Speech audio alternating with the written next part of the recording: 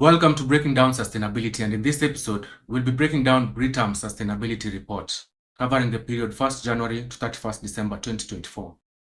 As highlighted in the previous episode, this report was prepared in accordance with the GRI standards, the Global Reporting Initiative. These standards provide a comprehensive and internationally accepted framework for transparent and comparable reporting on environmental, social, and economic impacts of an organization.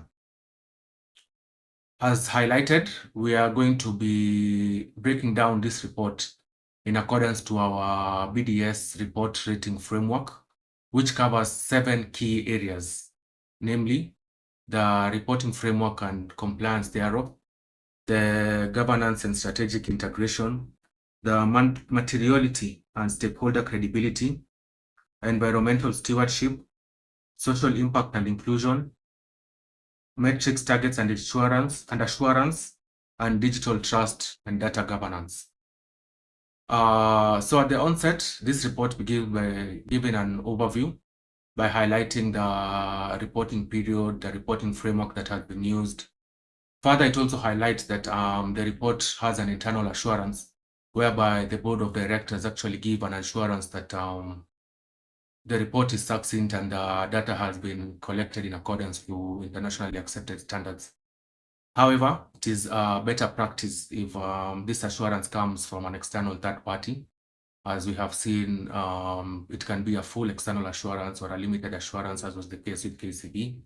But all in all, an external assurance is usually more assuring than an internal assurance would give satisfaction to investors and the other stakeholders.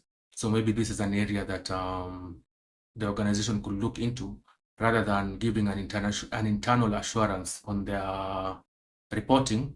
They could maybe look into getting organizations that give external assurances and get this external assurance so as to better satisfy their stakeholders.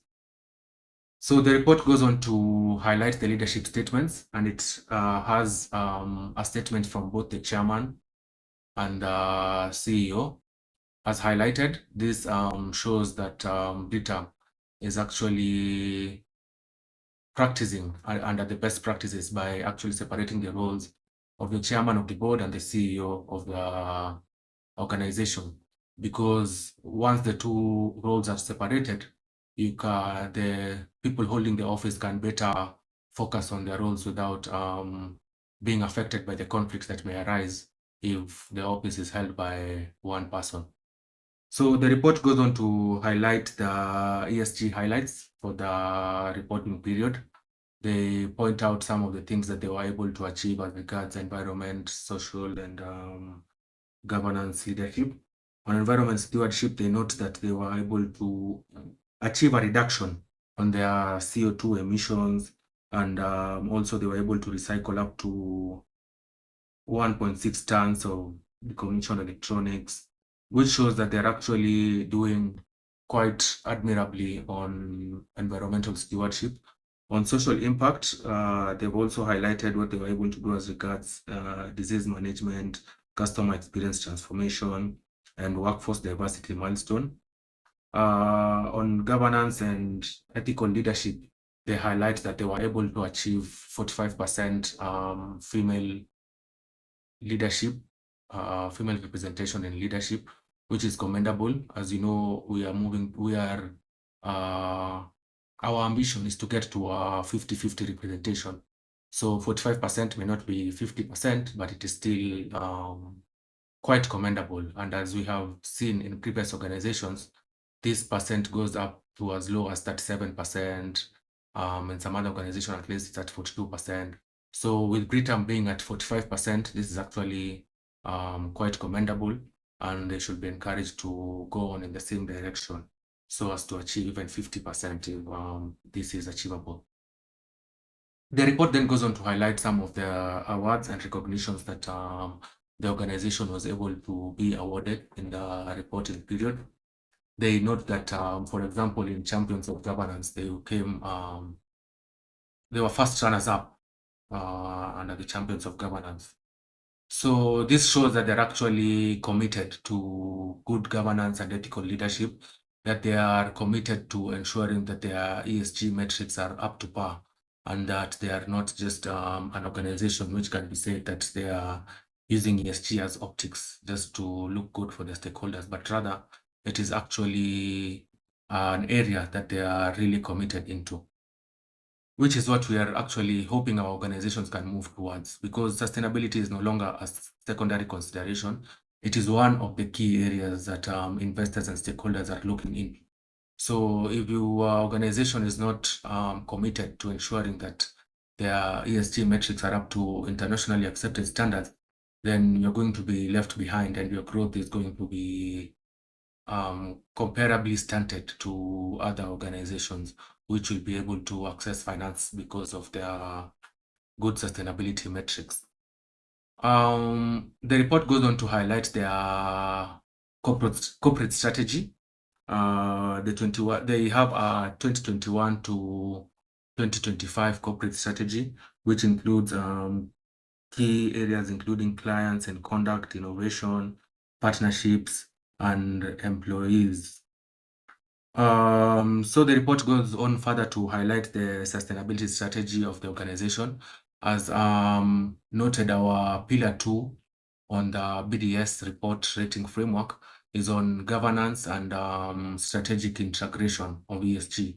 So they tick the right boxes by highlighting their corporate strategy and their sustainability strategy, and how exactly they are trying to incorporate this sustainability strategy into their core strategy. As noted, the committee, as seen in the report, the committee that is in charge of ESG oversight is the Investment and Strategy Board Committee. So this shows that ESG is actually part of the company's core strategy, because if it is the Investment and Strategy Committee that is responsible for ESG oversight, then this is definitely part of their core strategy. And it is the direction that every organization in the Republic should be headed towards. They then give a summary of their sustainability material topics, which include safeguarding the environment, healthier lives and well-being, innovation, collaboration and technology, positive impact to people, and responsible business. They also highlight the SDGs that they were aligned towards, which are good health and well-being, quality education, gender equality, decent work and economic growth, industry innovation and infrastructure, reduced inequalities, climate action, peace, justice, and strong institutions, and partnerships for the goal. So you can see that they have adopted 9 of the 17 SDGs. So not just the GRI framework, but also their reporting is aligned to the SDGs. They have highlighted what it is that they were able to do to align their ESG activities to these SDGs that they have adopted. The report goes on to give the sustainability strategy, the sustainability frameworks that the report aligned to. This is part of our pillar 1 on reporting framework. So some of the sustainability frameworks that the report was aligned to include the SDGs, as pointed out, the United Nations Global Compact, the IFC standards, the IFC performance standards, and also they highlight the methodology that they use to assess the material topics and how they prioritize their material topics. So as pointed out, the report highlights how it aligns to its reporting frameworks, including the GRI and the SDGs and the United Nations Global Compact principles. So the report goes on to highlight the governance, which is on our pillar 2. They've highlighted how exactly the board is composed, what are their roles, what are their responsibilities, and more commendably, what I have seen in this report that is not evident in the previous reports that we have been looking in. They actually give the names of their leadership, who exactly compose the board and who exactly are the executive management. So this is actually a good report, because with this I understand better when they tell me that the board is made up of 45% female representation. I can actually go and look at the membership of the board and confirm for myself this 45%, see who exactly are these members who are making up the 45%. And also on executive management, I can actually assess for myself and see what is the female representation in the leadership.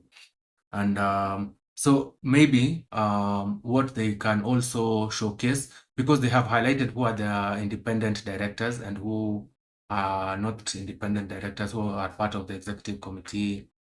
Maybe what they could also include in their reporting is on the skills mix of the board of directors, because it is more informative if, on top of knowing who are the board members, I will also be able to know what are their qualifications and what it is that they bring to the table as regards management of this organization.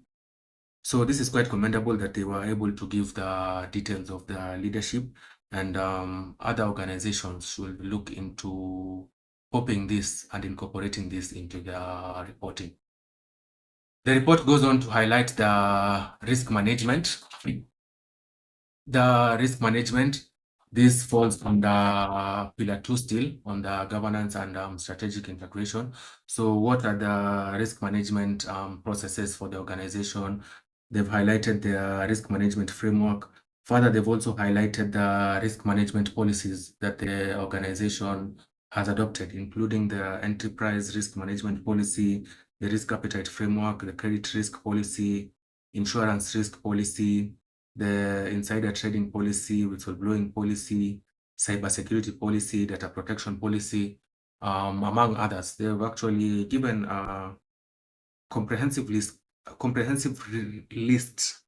of the risk that they of the risk policies that they have actually adopted. Further, they've also highlighted some of the key risk categories and some of the mitigation strategies that they have put in place to mitigate some of these risks that they have identified. They also give a highlight of their regulatory compliance for 2024, including the licensing and regulatory filings, data protection and privacy compliance, anti-money laundering and counter-terrorist financing, employment and labor laws. So this is in accordance to pillar 1 of our BDS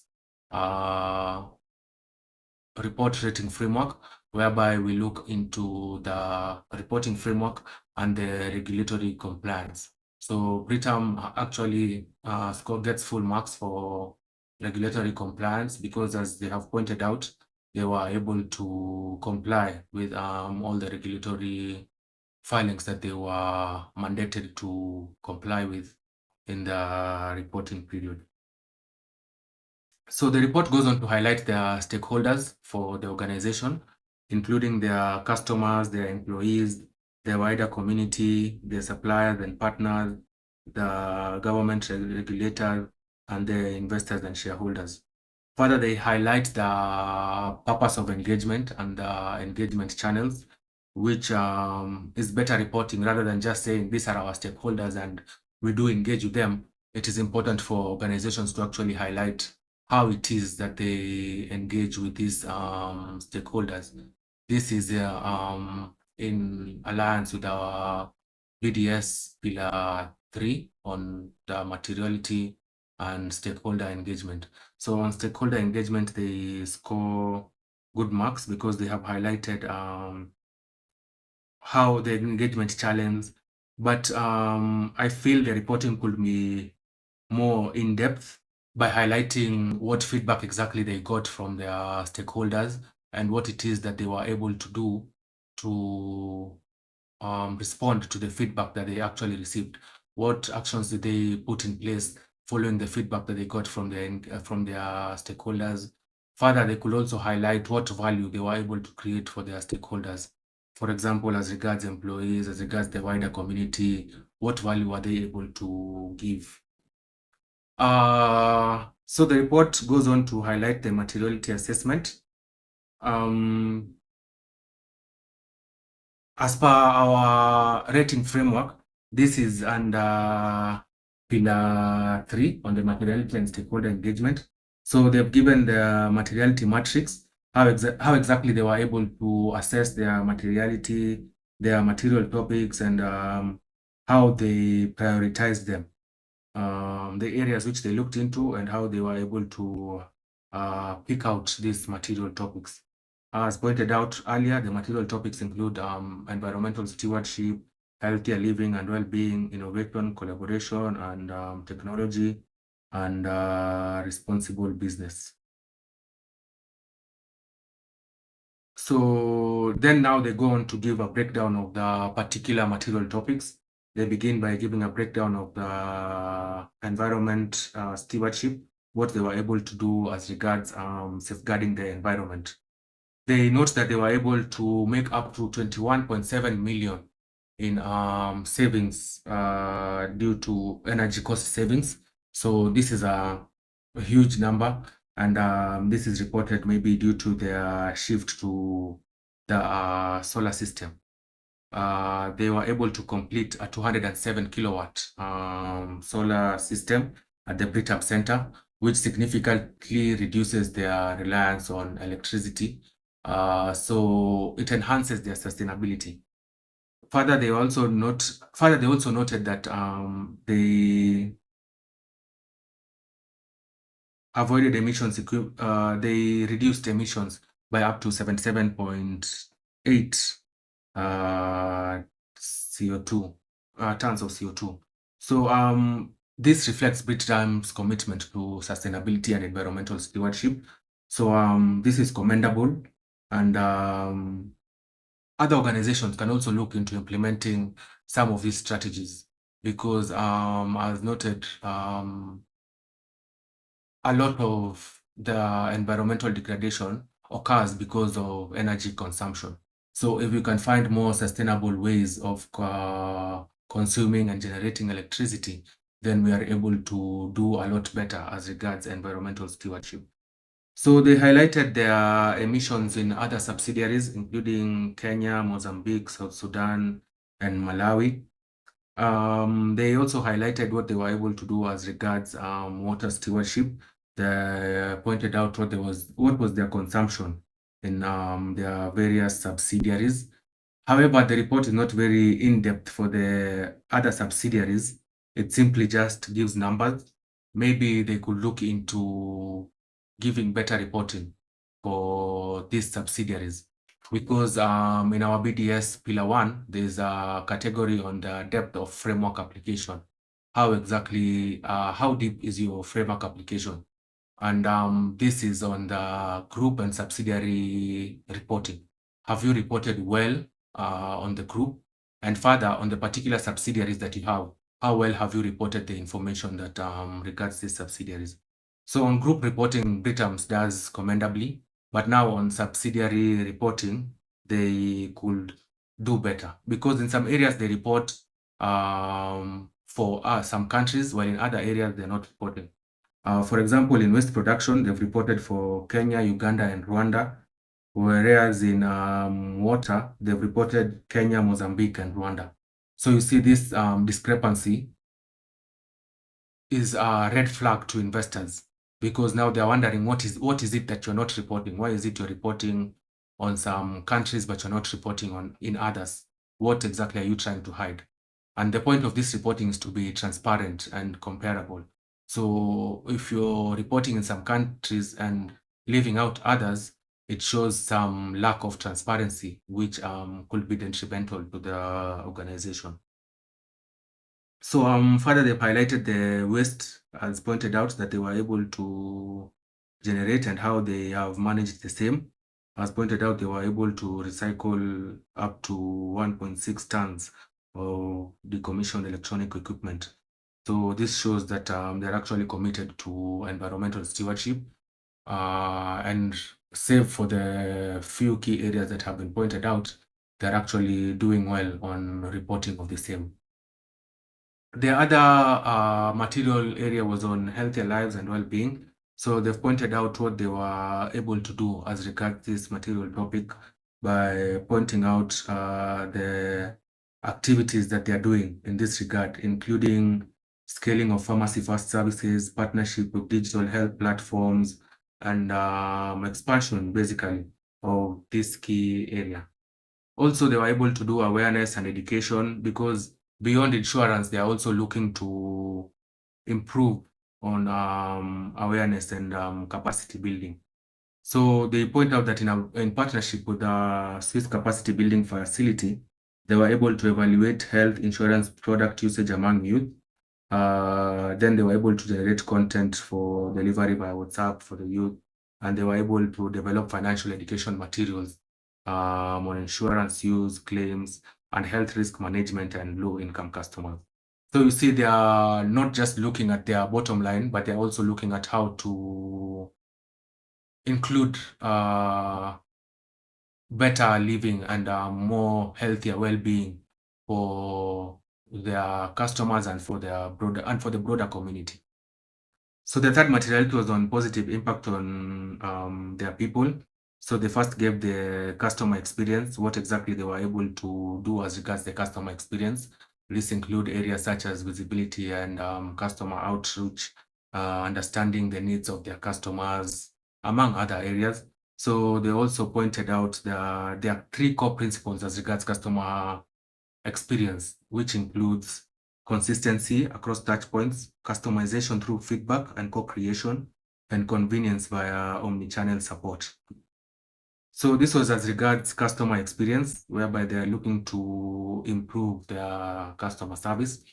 Then on employee experience, they also pointed out what they were able to do as regards diversity, equity, and inclusion. As pointed out, they have 45% of their executive leadership is made up of female representation, which is quite commendable.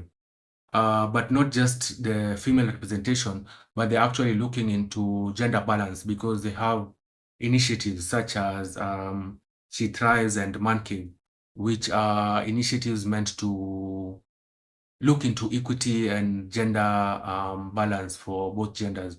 Man Cave is customized for the male population, while She Thrives is tailored for the female employee population. So they've also further highlighted their workforce demographics. So the general workforce demographic is that women make up 47%, while men make up 53%. So this is not 50-50, but it is above the two-thirds gender principle, so which is commendable, and they should go on with that spirit.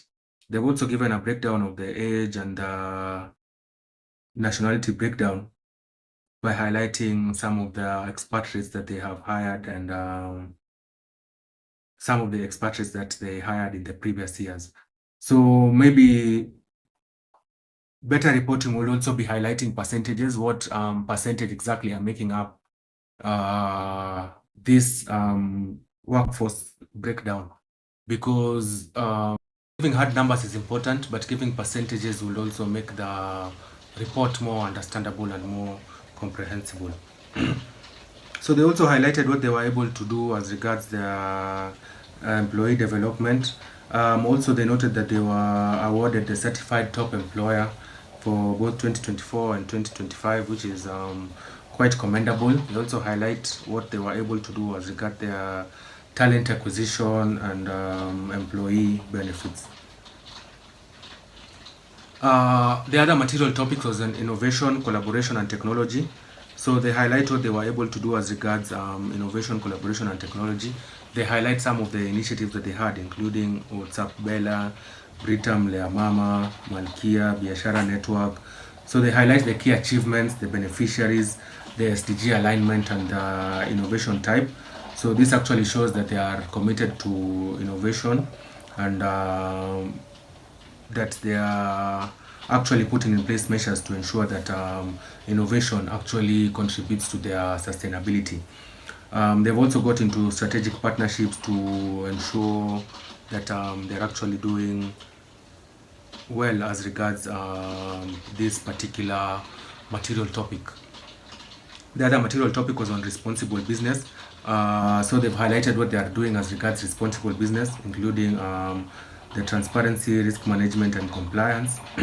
This is as regards fraud and crowd corruption, whistleblowing channels, their ethical conduct framework, their data security and customer privacy, and responsible tax business. They've also highlighted what they're doing as regards sustainable supply management, supply chain management, because as noted, the IFRS also provides disclosures for third-party emissions, and these emissions are emissions now which are being done by your suppliers or as a direct result of supplying to you. So it is important for organizations to actually also assess their supply chain and ensure that the same is aligned to some of these ESG metrics.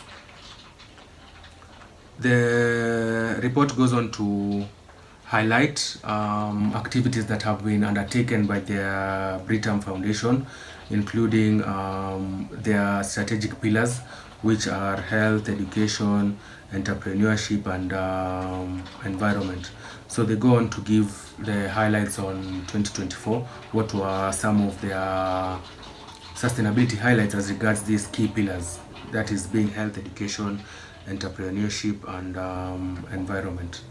So finally, the report ends with giving a GRI content index, whereby they help to navigate their report by highlighting where exactly you will find the information that ought to be reported under this report. So it is a good report all in all. It is not the best. It is not better than maybe say KCB's report, which we noted was awarded best sustainability report in the Kenya ESG Awards. But it is actually a very good report. It is informative, it is in-depth. It was done in accordance to the GRI standards, and according to the GRI, they have actually ticked most of the key areas. Maybe they could look into making it a bit more in-depth, a bit more comprehensible, because investors don't just want a report that is meant for optics. They actually want to gain some insight from the reporting. So maybe this is something they could do. An area that they could copy from the previously broken down report, this is KCB's report, is that on every material topics they could give the strategic intervention that they did and their targets and metrics, and how exactly they achieved these metrics, and if they did not achieve them, what are their plans for the coming years and how they hope to achieve some of these metrics. So that is that for this report. Looking forward to seeing you in the next episode.